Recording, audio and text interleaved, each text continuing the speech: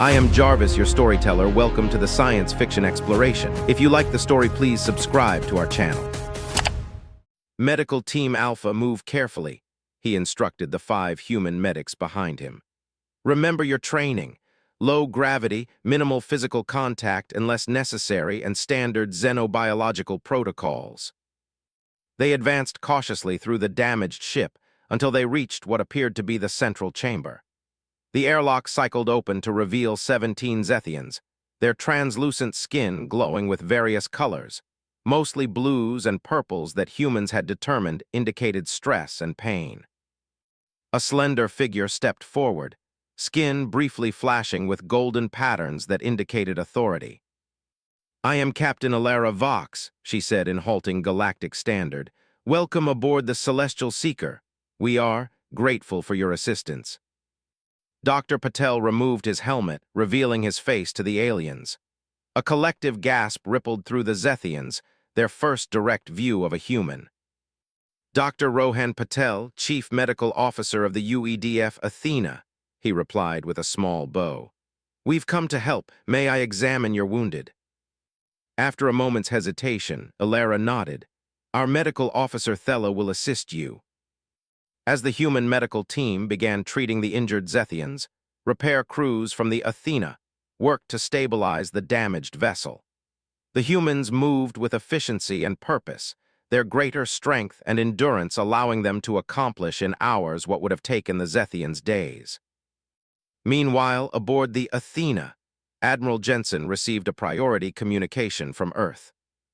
"The Galactic Conclave has been notified of our breach of quarantine," Commander Rivera reported grimly.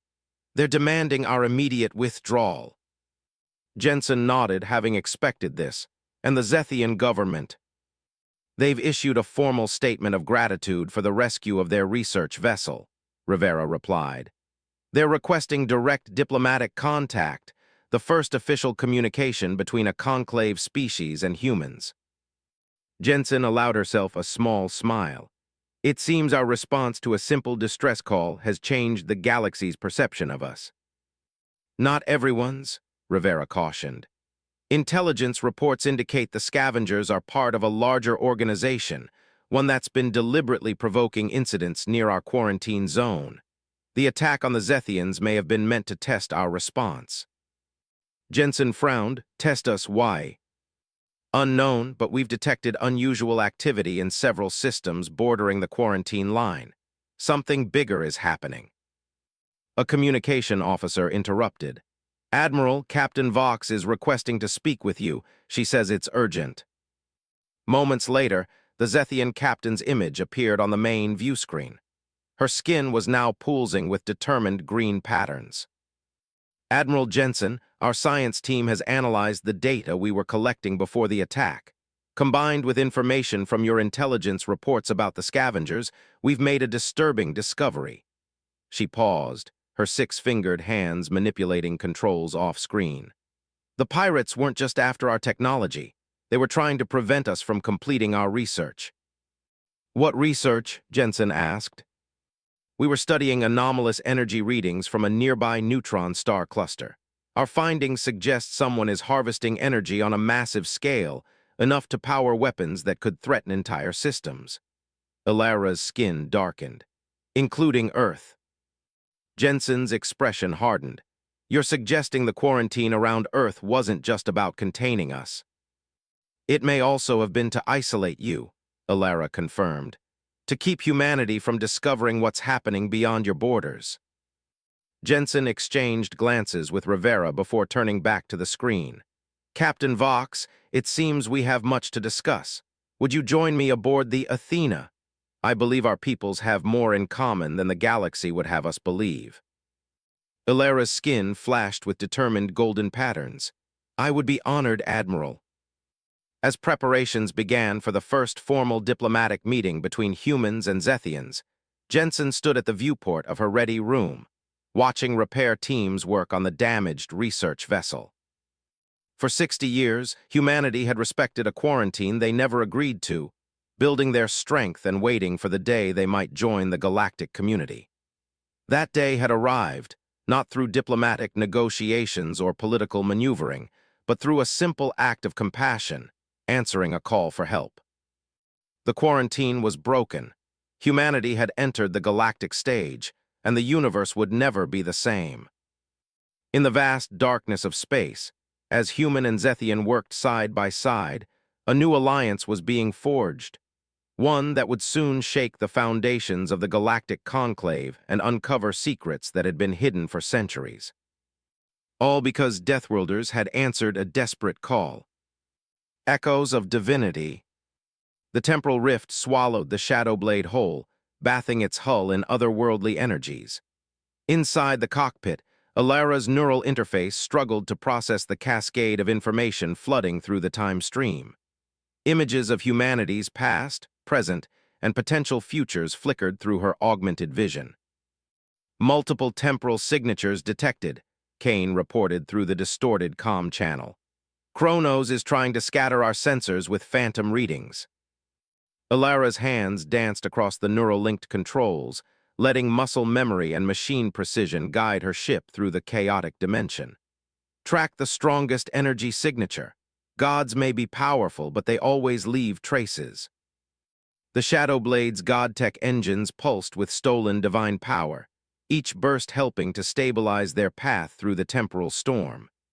Through the fractured reality around them, Alara caught glimpses of other hunter ships following in her wake, their formations tight despite the turbulent conditions.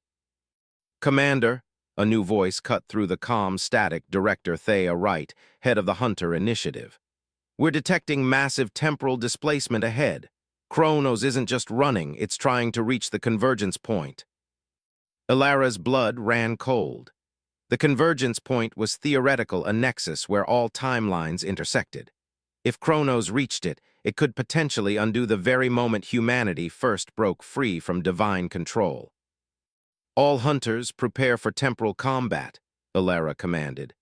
"Activate your chronoshields and remember your training. These beings aren't gods anymore, they're just advanced parasites that fed off our worship for millennia." The Shadow Blade burst through a wall of golden energy, emerging into a pocket of calm space. Before them floated a massive structure that defied conventional physics, the Temple of Time, Kronos' sacred sanctuary. Its architecture seemed to shift and change, each moment presenting a different configuration from a different era. "Multiple hostile signatures detected," Kane warned. "Looks like Kronos called in some old friends." Through the temple's shifting walls, Alara spotted them, Kronos' loyal servants, lesser divine beings who still clung to the old order. Their forms were beautiful and terrible, wreathed in golden light that hurt human eyes to look upon. "They're trying to buy Kronos time to reach the convergence," Alara realized. "Kane, signal the fleet, execute Protocol Prometheus." The hunter ships moved in perfect synchronization, their God-Tech weapons charging with stolen divine energy. Each vessel carried a piece of power taken from fallen gods, turned against their former masters through human ingenuity and determination. "Remember what they did to us," Alara broadcast to all channels as the battle began. "Remember how they shaped our evolution, planted false memories and histories, all to keep us as their perfect worshippers.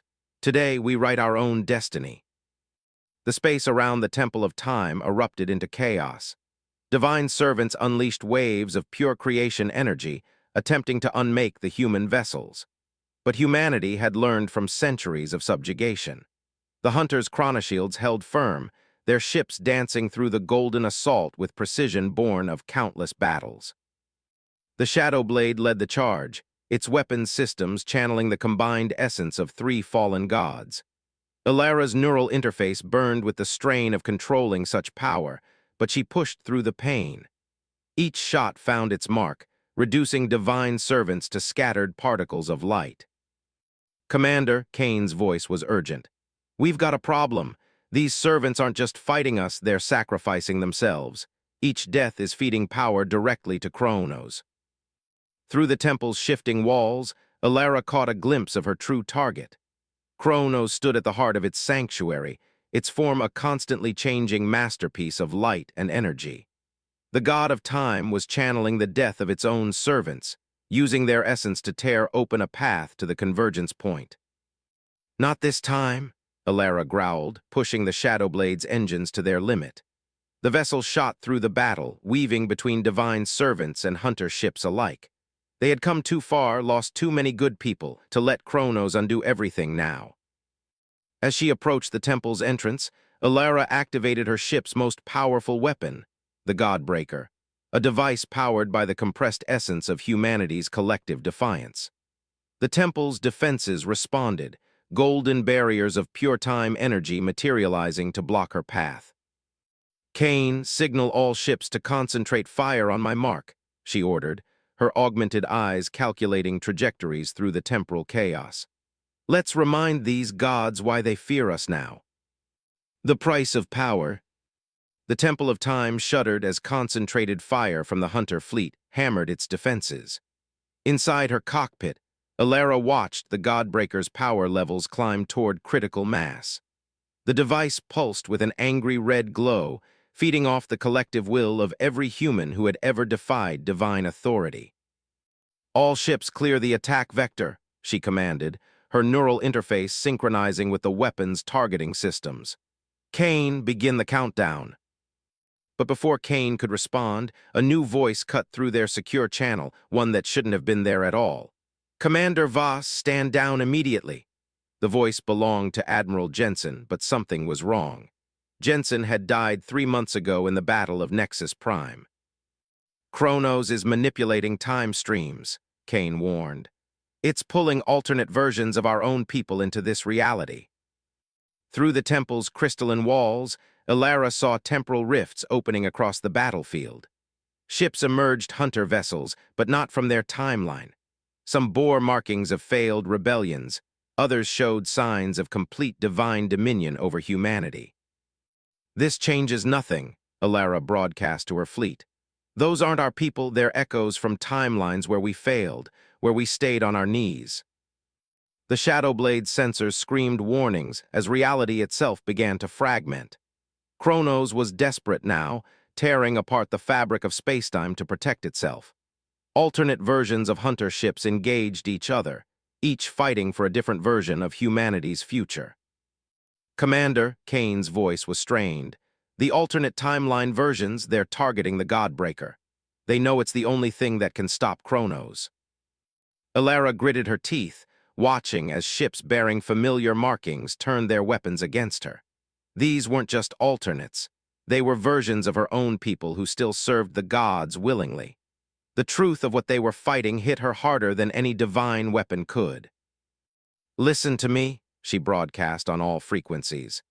"To every version of humanity out there, I know some of you still worship them, still believe they're benevolent creators who guided our evolution. But look around you, look at what they're willing to do to maintain control." The Shadowblade wove through the chaos, its God-tech engines pushing past their safety limits. Each maneuver brought them closer to the temple's core, where Kronos continued its work on the convergence point. The alternate timeline ships pursued, their weapons leaving trails of temporal energy in their wake. "The gods didn't create us to guide us," Alara continued, her voice carrying conviction born from years of fighting. "They created us to feed off our worship, our beliefs, our very consciousness. We were never meant to be their children, we were meant to be their cattle."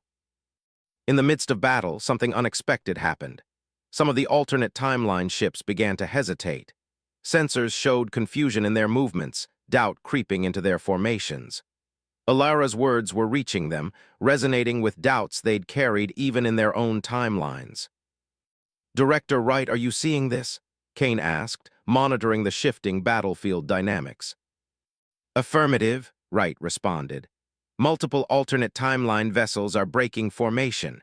Kronos is losing control over its temporal manipulations." But victory came with a price. The temporal chaos was affecting the Shadowblade systems.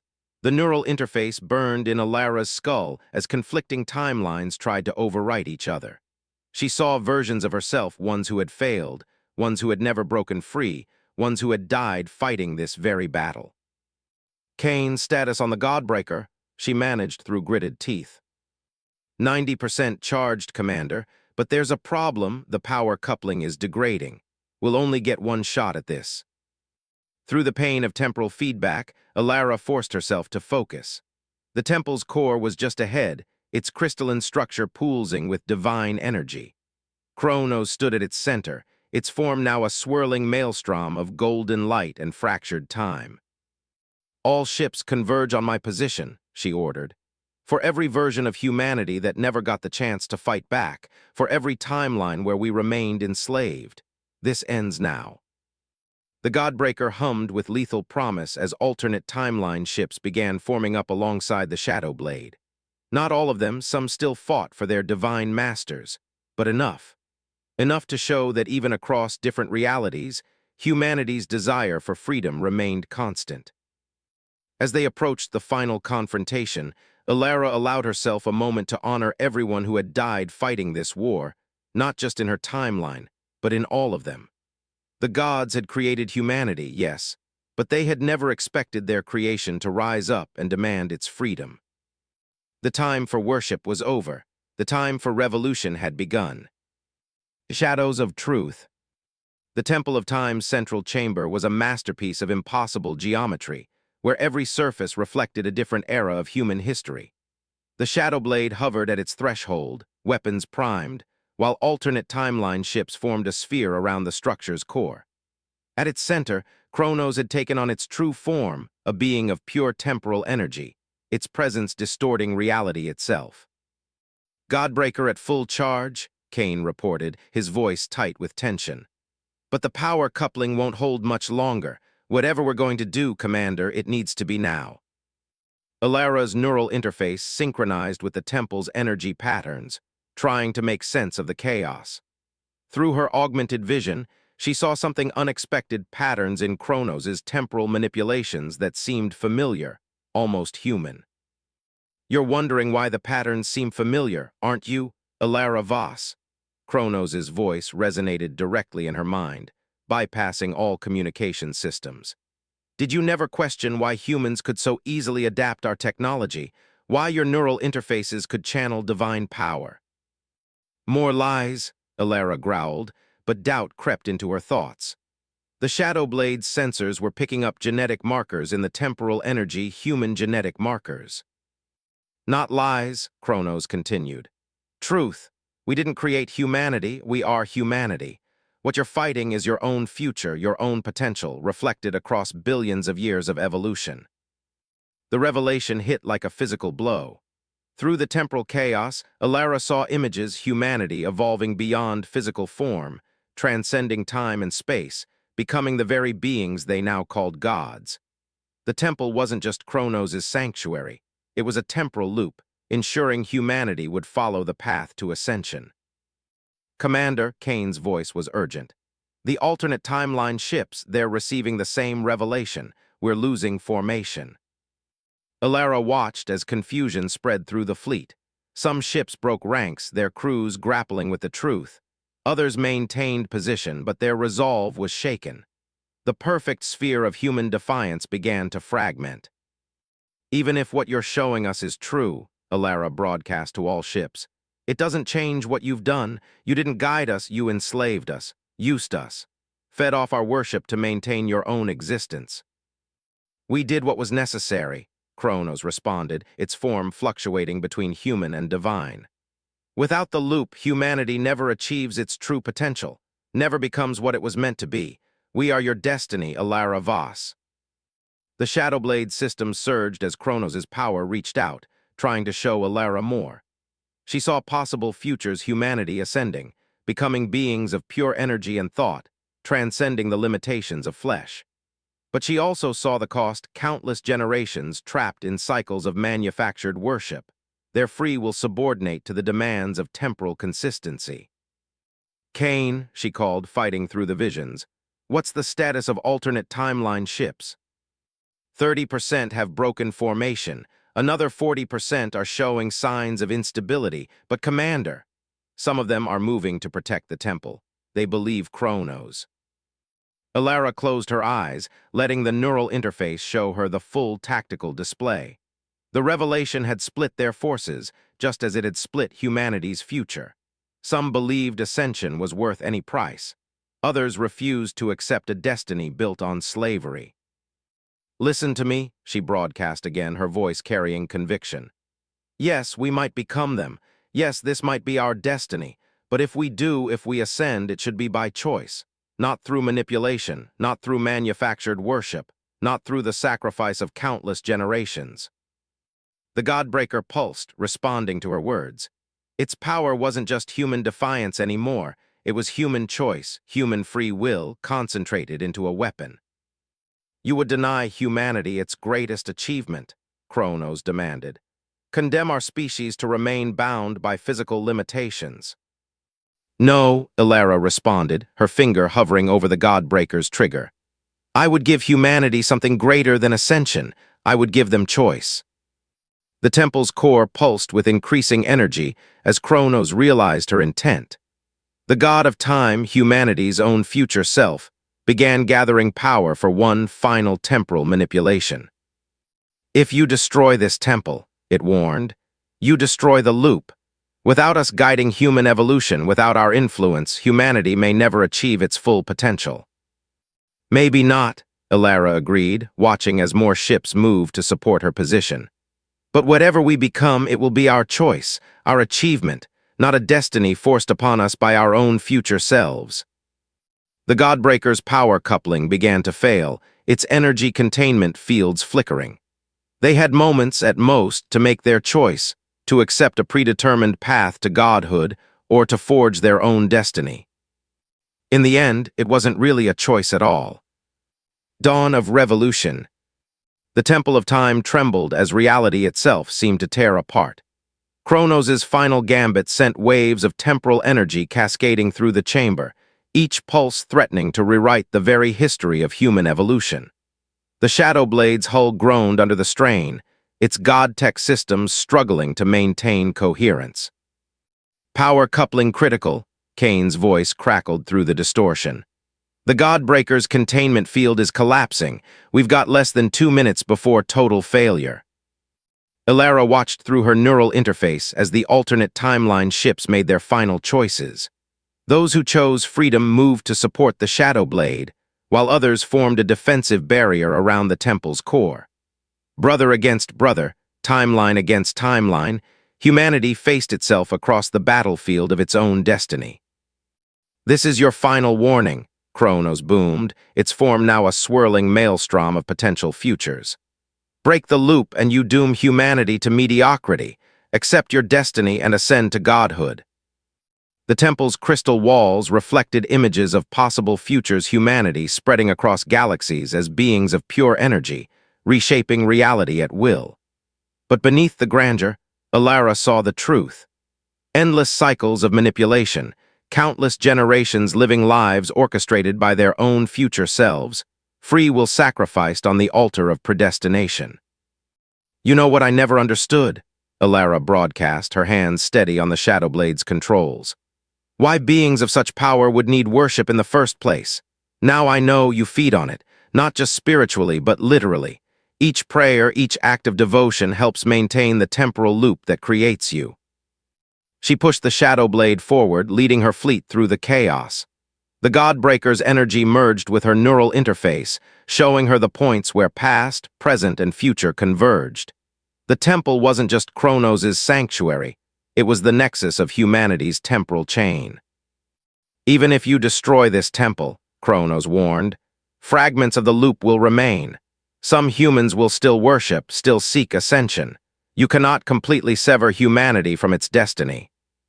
"Maybe not," Ilara agreed, targeting the temple's key structural points. "But we can give them a choice. Let each generation decide its own path."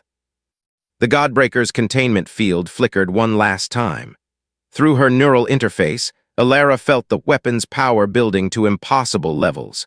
Not just human defiance now, but human potential unleashed and uncontrolled. "Kane," she called, "send these coordinates to all allied ships. Synchronized fire on my mark." Time seemed to slow as Kronos made its final attempt.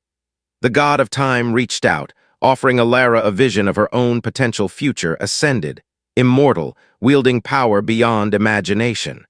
For a moment, she saw herself as she could be, as the temporal loop intended her to be. But she also saw the cost, the endless manipulation of human history, the careful orchestration of wars, discoveries, and beliefs, all to ensure humanity followed the path to ascension. Free will sacrificed for the sake of predetermined evolution. "Commander," Kane's voice cut through the vision, "we're ready." Ilara opened her eyes, her augmented vision clear. Around the Shadow Blade, ships from multiple timelines waited for her command. Not all of humanity's possible futures, but enough. Enough to prove that even across different realities, the desire for freedom remained constant. "You would reject godhood?" Kronos asked, its voice echoing across time itself. "No," Ilara responded, her finger tightening on the trigger. "We reject predestination. Whatever we become, we'll become it on our own terms." The Godbreaker fired, its energy synchronized with weapons from dozens of timeline variants. The temple's core shattered, its crystalline structure breaking apart as temporal energy exploded outward. Reality itself seemed to scream as the loop began to break. "All ships fall back," Ilara ordered, even as the Shadow Blade's systems began to fail. "Get clear of the temporal shockwave." Through the chaos, she watched the temple collapse, taking with it billions of years of manufactured destiny.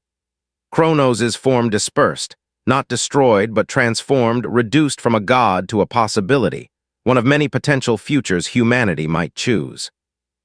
As the temporal storm began to clear, Ilara saw the alternate timeline ships starting to fade. Some would return to futures now changed by choice, others to timelines that might never exist. But in each reality, humanity would face its future on its own terms. "Kane," she called, watching the last fragments of the temple disappear, "send a message to all temporal variants. Tell them the gods haven't fallen. They just haven't been born yet, and this time, if humanity chooses to ascend, it will be by choice, not destiny."